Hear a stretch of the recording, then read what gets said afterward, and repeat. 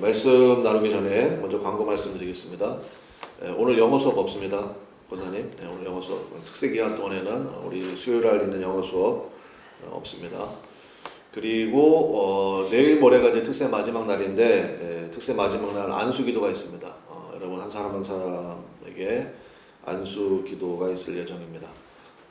그래서 열심히 나오다가 또 금요일 날 안 나오시면 안 되겠죠. 안수 기도 있다는 것을 말씀을 드립니다. 오늘 또 우리 베트남 우리 친구 오셨는데, 청년 오셨는데 이름 뭐였죠? 코탐. 코탐 자매 뒤에 와 있는데 한국말 잘해요. 그래서 우리 희망학교 우리 사역하는 우리 희망학교 선생님이시고 오늘 또 우리 새벽에 같이 나오셨습니다. 혹시 아침 식사 한번 가실 수 있나요? 예. 7시 20분에 7시 20분에 고창희 목사님도 먹을 수 있어요? 네? 시간 되세요? 김영란 목사님 기도 많이 하세요 오늘 그러면? 네, 그렇게 아침 식사도 같이 하시고 가면 좋겠습니다. 타인의 약함을 품으면 내가 산다. 타인의 약함을 품으면 내가 산다. 라는 제목으로 하나님 말씀 증거하도록 하겠습니다. 두 가지 살펴보겠습니다. 첫 번째는 신분이 주는 담대함을 가지라라는 것입니다. 우리 4절부터 7절에 보면 이제 어제의 요약과 관계되어 있는 그런 말씀이 나오는데 4절부터 7절 한번 보실까요? 여기 보면 자녀의 명분됨을 강조하고 있습니다. 4절에 보시면 4절 보겠습니다. 때가 참에 하나님이 그 아들을 보내사 여자에게서 나게 하시고 율법 아래 나게 하신 것은 이거 누구 얘기하는 겁니까? 예수님 얘기하는 거죠. 예수님 얘기하는 겁니다. 그러니까 약속. 예수님이 구원이잖아요. 예수님이 복음이잖아요. 그 율법 아래 나게 하신 목적이 있다는 것입니다. 5절에 보니까 율법 아래 있는 자들을 뭐 하는 겁니까? 속량하시고 우리로 무슨 명분이요? 아들의 명분. 이왕이면 자녀의 명분 이렇게 읽으면 좋겠죠.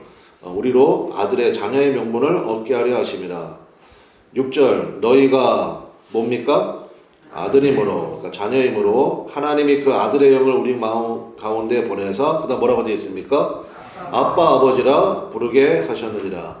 어제 말씀드렸죠. 이 아빠라는 말이 우리도 아빠지만 아람어로도 아빠예요. 아버지를 나타내는 똑같은 단어라는 것입니다.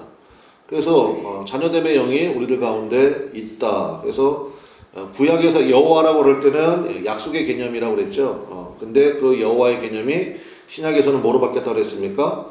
아버지로 바뀌었다고 그랬죠. 그래서 7절 첫 마디가 뭡니까? 그러므로 기독교는 그러므로의 종교다 이런 말도 있습니다. 그러므로 앞에 원인이 있고 뒤에 결과가 나오니까 자 7절 다 같이 읽어보겠습니다. 시작. 그러므로 네가 이후로는 종이 아니요 아들이니 아들이면 하나님으로 말미암아 유업을 받을 자니라. 아멘. 여러분 믿습니까? 여러분은 앞으로 뭐를 받을 자입니까? 유업을 받을 자라고요. 하나님의 나라 유업을 받을 자들이다 라는 것. 그래서 자녀됨의 명분을 계속해서 강조하고 있죠. 그러니까 우리들 마음속에도 그렇게 있으면 좋겠어요. 여러분 심령에 자녀됨의 권세와 그 다음에 자녀됨의 자유함, 그래서 뭐 이렇게까지 얘기를 될지 모르겠지만 좀 발랄함, 자녀됨의 발랄함, 좀 그런 게 있으면 좋겠습니다. 자녀면요 일단은 공급이 있죠. 그 다음에 동행해 주시죠. 그 다음에 모든 책임을 다 감당해 주시거든요. 여러분들 자녀 키워볼 수 아시잖아요. 나이가 되면 뭐 7살, 요즘 8살 되면 초등학교 가잖아요. 학교 보내주잖아요. 학교 보내주면서 뭐 그 아이가 뭐 가방을 어떻게 준비하지? 그 다음에 뭐 필요한 뭐 문구류가 많이 있다 그러는데 이런 것들은 어떻게 다 준비하지? 애가 걱정 안 해요. 애는 그냥 신나할 뿐이에요. 다 공급은 누가 해줍니까? 부모가 해주잖아요. 부모가 필요한 것들 다 공급해 주잖아요. 그 다음에 부모가 다 경험해봤고 부모가 능력이 있고 힘이 있다 그러면 그 부모가 자녀에 필요한 모든 것 다 책임져 주지 않습니까? 여러분 그 은혜가 우리 가운데 있다는 것입니다. 여러분 믿습니까? 그걸 꼭 붙들고 가라는 거예요. 그래서 21절부터 31절의 비유는 뭐냐? 이게 여러분 창세기 16장, 17장, 그 다음에 21장에 나오는 그 유명한 비유잖아요. 그러니까 성경에서 비유는요, 딱 한 가지 포인트 붙드는 거거든요. 그러니까 뭐 이거 많이 들어보셨죠? 아브라함이 이제 약속의 자녀를 낳는 그 장면이잖아요. 그래서 서두르면 뭐가 나와요? 이스마엘 나오고, 기다리면 뭐가 나옵니까? 이삭이 나온다. 딱 한 포인트예요. 하나님의 약속이 있습니다. 그러니까 인간적인 방법 쓰지 말라는 거예요. 편법 쓰지 말라는 거예요. 그러니까 서두르지 말라는 거예요. 서두르면 뭐가 나온다고요? 이스마엘 나와요. 기다리면 뭐가 나온다고요? 이삭이 나온다고요. 그래서 기다림, 이게 에무나라고 그랬잖아요. 에무나가 믿음이라고 그랬죠. 그러니까 믿음은 버티는 거예요. 뭐 붙들고 버티는 거예요? 하나님의 약속 붙들고 버티는 것입니다. 이제 에어컨 꺼주셔도 될 것 같아요. 그래서 우리가 하나님 앞에 그 믿음 가지고 나가는 거 굉장히 중요하다는 것입니다. 그리고 우리의 마음 가운데도 마찬가지죠. 이 특세를 통해서 하나님의 약속을 받는 분들도 있을 거예요. 또 강화되는 분들도 있을 것입니다. 이때 여러분이 해야 될 것이 무엇입니까? 인간적인 방법 쓰지 않는다. 편법 쓰지 않는다. 그리고 그 약속 붙들고 기다린다. 이거죠. 그래서 21절부터 31절까지 뭐 이건 여러분 좀 표시를 좀 하셔도 될 것 같은데, 옆에 가지고 한번 표시를 하시면서 좀 들으면 좋겠습니다. 자, 이스마엘은 뭘 상징합니까? 율법을 상징하죠. 이삭은요, 복음을 상징한다고요.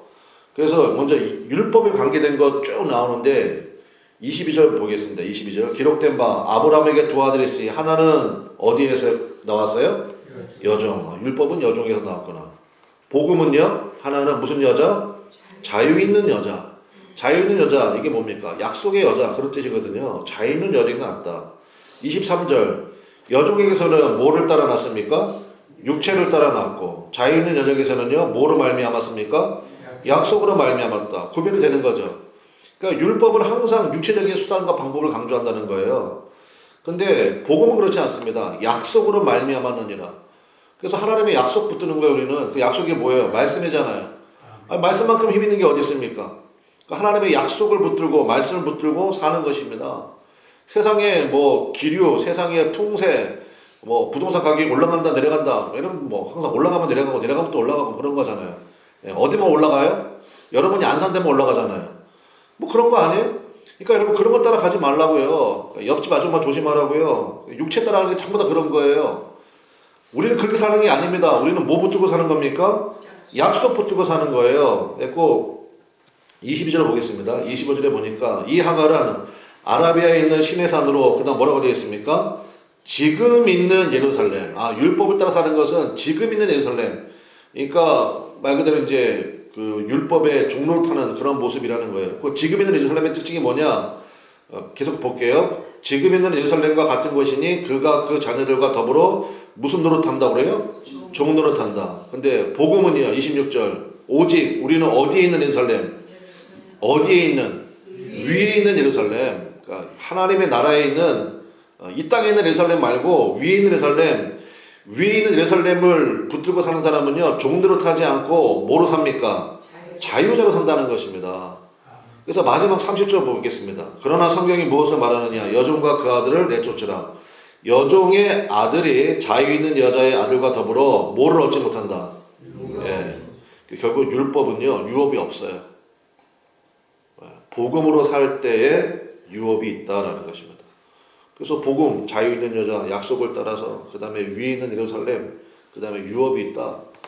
그러니까 이제 사도 바울이 너무너무 안타까운 거죠. 1차 전도 행했더니 갈라디아 지역이 정말 그렇게 은혜 가운데 든든히 서가다가 결국은 이제 그 다시 율법으로 돌아가고 자유자에게서 종노릇하는 자리로 돌아가 버리고 이런 연약한 모습이 나오게 될 때 너무너무 안타까운 거죠. 그래서 우리 신앙생활이 마찬가지입니다. 신앙생활도. 그래서 여러분 약속 붙들고 사는 거잖아요. 우리가 그죠? 약속 붙들고 살면 이걸 우리가 기억해야 되는데 기다림과 인내가 아주 기본값이다라는 것을 생각해야 돼요. 하나님 앞에서. 그게 믿음이거든요. 하나님 앞에 하나님 이 믿음 가지고 살기 원합니다. 그래서 약속 따라 살기 원합니다. 때가 되면 주님께서 주실 거예요. 여러분 믿습니까? 근데 그때는 우리가 모르잖아요.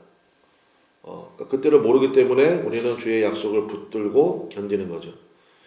육체를 따라 사는 사람들의 특징은 뭡니까? 하나님의 약속이 있었어요. 있었음에도 불구하고 내 방식으로 이루려고 시도하다 보니까 온갖 부작용들이 나타난다는 거예요. 그래서 아브라함이요 약속 붙들고 계속 기다렸으면 괜찮았을 텐데 그 사라가 판단 내린 거죠. 나는 더 이상 여자로서의 기능이 이제 끝난 것 같다. 내 몸종을 통해서 약속은 있지 않냐. 누구를 통해서 낳으면 어떠냐? 내 몸종을 통해서 당신의 자손을 보시오. 그래서 하가를 들여보냈다는 거 아니에요? 결국 이런 인간적인 방법, 그러니까 육체를 따라 사는 방법을 통해 가지고 거기서 창세기에서 얘기하는 게 뭡니까? 자녀를 낳긴 낳는데 그 누구도 행복한 사람이 없어요. 아브라함은 아들을 잃었죠. 나중에 이스마엘 쫓아내잖아요. 사라는 몸종을 잃었죠. 그 다음에 몸종이었던 하갈은 남편과 집을 잃었죠. 이스마엘은 아빠를 잃었죠. 아니 어느 누구도 행복한 사람이 없어요. 그러니까 육체를 따라 사는 사람들의 특징이 그렇다는 것입니다. 그래서 30절에 뭐라고 얘기합니까? 여종과 그 아들을 내쫓으라. 갈라디아 교인들에게는 이게 어떻게 들렸겠어요? 율법적인 분위기를 쫓아내라는 것입니다. 그러니까 육체를 따라 종노릇, 한마디로 말하면 공로사상, 그 특세하고 있잖아요, 여러분 우리가. 그러니까 그것도 공로사상에 이런 게 들어올 수 있어요. 뭐냐면 야 그래도 나는 진짜 새벽에 잠이 엄청나게 많은 사람이고 내가 특세한다는 것은 이거 보통 일이 아닌데 내가 8일 동안 특세를 했어. 그러니까 하나님 특별한 복을 주시겠지. 그게 공로사상이에요. 네. 어떻게 생각해야 됩니까? 특세하게 만들어주시는 은혜가 이게 웬 은혜인가? 거기서 시작하는 거예요 우리는. 내가 8일 동안 잠 안 자고 특세했으니까 하나님이 복을 주시겠지. 그게 아니고요. 특세하게 만들어주시는, 지금 새벽에 나와 있잖아요. 이 자체가 얼마나 큰 은혜인가. 그 약속을 붙들고 그러면 복은 따라오는 것입니다. 여러분 믿습니까? 그러니까 여러분 가끔 뭐 그런 생각하는 분들이 있어요. 내가 이렇게까지 했으니까 하나님 이렇게 해주시겠지. 그게 다 율법을 따라 사는 것이고 공로사상이라는 것입니다. 우리는 공로로 살아요? 은혜로 살아요? 은혜로 살잖아요. 은혜의 특징이 뭐라고 그랬어요? 위로부터 값없이 자격 없는 나에게. 그게 은혜라고 그랬죠. 그러니까 오늘 나에게 새벽에 나와서 기도할 수 있게 하신 은혜. 아마 이 중에는 밤새 잠도 못 자고 나오신 분도 계실 거예요. 그러니까 그런 사람에게 또 특별한 은혜가 있죠. 그래서 주님 약속 믿고 나가는 거예요. 아 어제는 기도가 되게 잘 됐는데 오늘은 기도가 되게 안 되네. 아니 여러분 그렇게도 하는 거예요. 견디는 거라고 그랬잖아요. 뭐 예를 들어서 뭐 계속 은혜 충만이고 뭐 이렇게 막 계속 뜨겁고 여러분 연애 해봐서 알잖아. 계속 설레면 의사가 뭐라고 그래요? 병원 가라고 하잖아. 병원 가라고. 도파민이라는 그게 뭐 나오는 그게 뭐 기간이 있다면서 뭐 6개월인가 뭐 그런 거 들었던 것 같은데. 그 다음부터는 뭐예요? 견딤이에요. 인내라고요. 신앙생활도 마찬가지예요. 뭐 기도 잘 되는 날이 있죠. 근데 안 되는 날도 있죠. 그럼 그날은 안 해요? 아니죠. 견디는 거예요. 주의 약속 붙들고. 그래서 주여 아버지 그냥 계속 주님 바라보고 의지하고 그러면서 결국 누구를 죽이는 겁니까? 나를 죽이는 거잖아요. 그죠? 하나님 옛사람은 뭐 그럴 때마다 내 안에서 육체가 옛사람이 나오잖아요. 이 방법을 써야 되겠다. 이 방법을 써야 되겠다. 이렇게 막 여러분들 머리 되게 좋잖아. 그런 편법들이 막 떠오르잖아요. 그거 안 된다는 거예요. 그거 다 죽이는 거예요. 다 죽이는 거야. 그래서 나는 죽고 예수로 산다가 그거 아닙니까? 오직 내가 예수님만 붙들겠습니다. 그래서 로마서에서 나왔잖아요. 합력하여 선을 이루게 하신다. 그래서 합력의 은혜로 우리가 붙드는 것입니다. 하나님께서 역사하실 줄로 믿고 하나님의 방법대로 하나님의 때에 이루어질 줄로 믿고 그리고 우리에게는 영원한 나라의 유업이 있잖아요. 그 나라의 유업을 바라보고 소망 가운데 서는 것 그것이 중요하다라는 것입니다. 오늘 설교 제목이 타인의 약함을 품으라 라는 거 아닙니까? 타인의 약함을 품을 줄 아는 것. 그러니까 그 견디는 가운데 바로 이게 필요하다는 거예요. 우리 그 나무 아래 뭐였잖아요? 우리 교회 이름 되게 좋잖아요. 그 나무 아래 벌써 주는 막 이 상쾌함이 있잖아요. 신선함도 있고 편안함도 있고. 그럼 거기에서 우리 뭐 하자는 거예요? 우리가 뭐 거기서 띵까띵까 놀자는 거예요? 아니에요. 상처받고 힘들고 얻기 어려운 사람도 있을 거라고요. 그 사람들을 주님의 사랑으로 품어주는 거예요. 그것이 그 나무 아래의 의미라는 것입니다. 그래서 오늘 사도 바울도 그 얘기 하네요. 13절 14절에 보면 두 번째로 갈라디아 교회가 바울을 품었던 사건을 얘기하고 있습니다. 그걸 기억하고 있거든요. 13절 보겠습니다. 내가 처음에 뭐에 약하며 육체의 약함으로 말미암아 너에게 복음을 전한 것을 너희가 아는 바라. 이 육체의 약함이 뭐냐? 이거 가지고 학자들이 논쟁을 많이 해요. 그래서 이제 갈라디아 들어가기 전에 그 반빌리아라는 것이 있거든요. 거기에서 아마 학질인가? 뭐 아무튼 뭐 그런 병이 걸렸다. 첫 번째 얘기가 있고요. 두 번째 안질. 거기 뒤에 나오잖아요. 뭐 너희의 눈이라도 빼어서 나에게 주었을 것이다. 뭐 심한 안질이 걸렸다. 그다음에 세 번째 간질이 걸렸다. 이렇게 뭐 세 가지가 있는 것 같아. 근데 뭐 정확하게 얘기하지 않으니까 모르겠어요. 근데 굉장히 힘든 문제였다고 하는 틀림없는 것 같아요. 여러분 복음 증거하겠다고 오는 사람이 이러저러 막 학질에 걸려 있고 안질 막 앞도 안 보여가지고 막 더듬고 있고 눈이 시뻘겋고 그 다음에 간질이라고 칩시다. 요즘엔 뇌전병이라고 그러나? 그 간질하고 있으면 막 거품 물리고 막 그러잖아. 저도 중학교 때 그 되게 충격적인 거 봤거든. 어떤 사람이 간질병 처음 봤거든요. 나는 그래고 뭐 어떻게 될지 몰라가지고 당황했는데 뭐 경험 있는 아저씨가 있었던 것 같아. 가만두라고 그러더라고. 건드리지 말고 가만두라고. 그리고 막 이렇게 간질을 하신 다음에 일어나가지고 이제 굉장히 얼마나 민망하겠어요, 사실은. 이분 이렇게 가는 모습 봤는데, 여러분 생각해보세요. 이렇게 막 은혜로운 말씀을 증거하고 목사에게 쓰러져가지고 막 간질하고 막 거품 물리고 있으면 여러분들이, 이야, 이게 도대체 뭔가, 뭐 이런 생각 안 들겠어요? 그렇잖아요. 목사가 더 은혜롭고 그냥 건강하고, 그 다음에 뭐 가족들 봐도 다 뭐 이런 게 있을 거 아니야. 근데 굉장히 연약한 모습이 있었다는 거예요.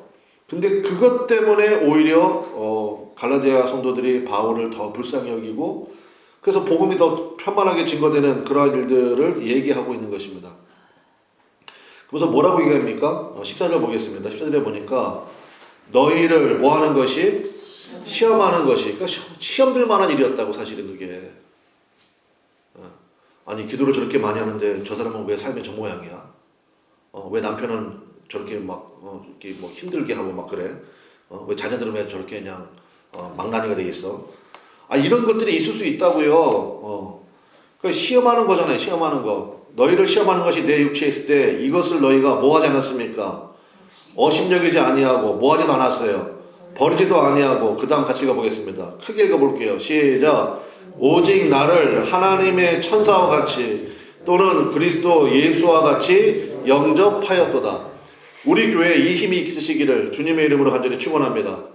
그래서 어떤 사람이 왔을 때 그 사람 뭐 정죄하고 판단하고 뭐 옛날에 저랬대 그랬대 그러면 그거 진짜 화 있을 진저예요. 그러면 안 된다고요. 어떻게 됩니까? 하나님의 뭐와 같이 영접해요? 천사와 같이 영접하고요. 심지어 뭐 같이 영접합니까? 예수님처럼 영접해줘야 돼요. 예수님처럼. 그 은혜가 우리들 마음 가운데 여러분들 10년 가운데 있으시기를. 여러분 여기 한 20년 정도 앉아 계신데 이분들이 전부 다 그 은혜를 가지고 어떤 사람이 오든지 간에 정말 천사를 대접하는 것처럼 예수님을 만나는 것처럼 그렇게 우리가 그분을 섬긴다고 한다고 하면 여러분 어떤 일이 벌어지겠습니까? 근데 갈라디아 교인들 가운데 율법이 들어갔다는 거예요. 그래서 17절 보겠습니다. 17절에 보니까 그들이 너에게 대하여 열심내는 것은 좋은 뜻이 아니요 오직 너희를 뭐 시키는 거예요? 이간질 시킨다는 거예요. 이간시켜서 너희로 그들에 대하여 열심을 내게 하려 함이라. 그게 무슨 얘기입니까? 열심은 열심인데 틀린 방향의 열심이라는 것입니다. 율법이 그렇게 무서운 거예요. 자기 공로 사상을 내세우는 게. 그래서 마귀는 이간질 시켜버린다는 거예요. 뒤에서 수근수근되게 만들고. 그러니까 약함을 품지 않고 공격하면 이간질의 영이 역사하고요. 결국은 마귀의 하수인 되어버린다는 거예요. 열심히 하긴 해, 뭐를. 근데 주변에 사람들은 아무도 없어. 그 사람 옆에 가면 불편해. 그러니까 그 은혜가 있었기 때문에 사도 바울도 뭐라고 얘기합니까? 갈라디아 교인들에 대하여서 17절 보겠습니다. 그들이 너희에게 대하여 열심히 되는 것은 좋은 뜻이 아니요 오직 너희를 인하시켜 너희로 그들에게 17절 아까 읽었구나. 19절이요. 19절 같이 읽겠습니다. 시작.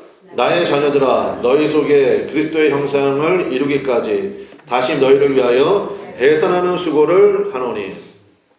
참 사도 바울 남자분인데 어떻게 해산하는 수고라고 표현했을까 모르겠지만 많이 봤겠죠. 저도 제 아내가 아기 낳을 때 옆에 봤는데 그거 참 쉽지 않더라고요. 그러니까 다시 해산하는 수고를 하겠다. 이것도 뭐예요? 너희들 복음 그때 옛날에 참 영접하고 은혜 많이 받더니 변했어.